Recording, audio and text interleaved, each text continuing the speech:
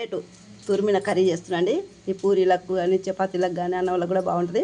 Carrot తురిమి జీరా nuts ఆలుగడ్డ కొంచెం బాగుంటుందండి.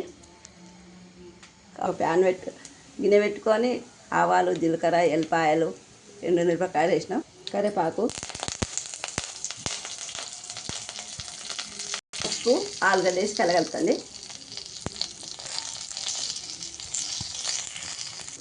కొంచెం వేగినాక క్యారెట్ వేస్తుంది, కలగలపాలండి. బాగుంటుంది, టేస్ట్ బాగుంటుంది.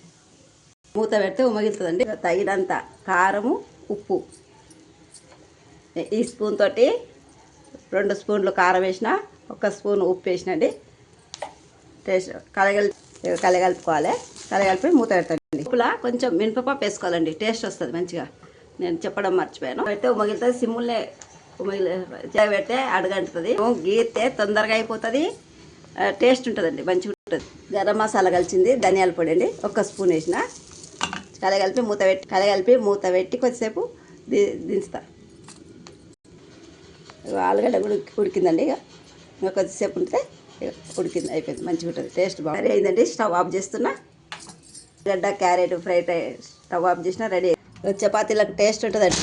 చపాతీలకు కానీ పూరీలకు కానీ అన్నంలకు కూడా బాగుంటుంది. సైడ్లో పడుతుంది, చాలా టేస్ట్ ఉంది. ఉప్పు కారం అన్నీ సరిపోయిందండి, చాలా టేస్ట్ ఉంది, బాగుంది. నేను చేసే విధానం మీకు చూసినా మీరు ట్రై చేయండి, లైక్ చేయండి, షేర్ చేయండి.